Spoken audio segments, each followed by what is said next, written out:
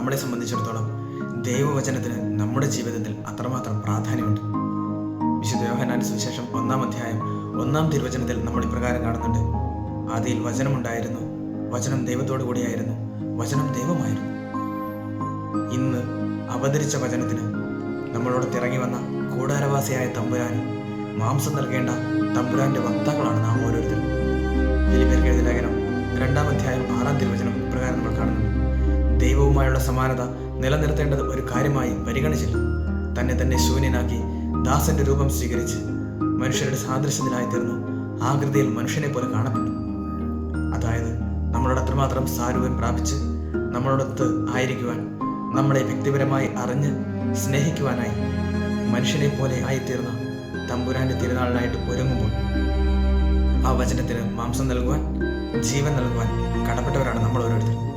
നമ്മളുടെ വാക്കും പ്രവൃത്തിയും ഉണ്ണീശോയ്ക്ക് ജനിക്കുവാനുള്ള ഒരു ഇടമായി തീരുന്ന തക്ക വിധത്തിലാണോ എൻ്റെ ജീവിതം എന്ന് നമുക്ക് ചിന്തിക്കാം, വിചിന്തനം ചെയ്യാം. അപ്രകാരം കൂടുതൽ വിശുദ്ധരായി മറ്റുള്ളവർക്ക് മാതൃക നൽകുന്ന വചനത്തിൻ്റെ വക്താക്കളായി തീരുവാൻ ഏവർക്കും സാധിക്കട്ടെ. അതിനായി നമുക്ക് പുൽക്കൂട് വരെ പോകാം. ഉണ്ണീശോയെ സമൃദ്ധമായി അനുഗ്രഹിക്കട്ടെ. ഈശോ മിശിഹായ്ക്ക് സ്തുതിയായിരിക്കട്ടെ. ഈ ഡിസംബർ മാസം ഉണ്ണീശോയുടെ തിരുപ്പിറവിക്ക് വേണ്ടി നമ്മൾ ഒരുങ്ങുന്ന നല്ല നാളുകളാണല്ലോ. ഈ ഒരു ദിവസം നമുക്ക് തിരുവചനത്തെക്കുറിച്ച് ധ്യാനിക്കാം.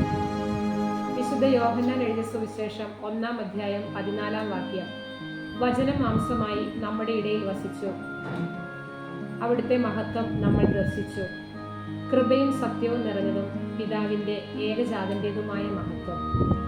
വചനമാണ് മാംസം ധരിച്ച് നമ്മളുടെ ഇടയിൽ വസിച്ചത്.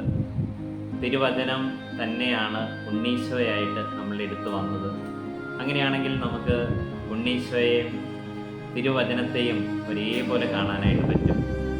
വിശുദ്ധ കുർബാനയുടെ സമയത്ത് അപ്പമായി നമ്മളുടെ അടുത്ത് വരുന്ന അതേ ഈശോ നമ്മളുടെ കുടുംബത്തിൽ തിരുവചനമായിട്ട് വാഴുകയാണ്.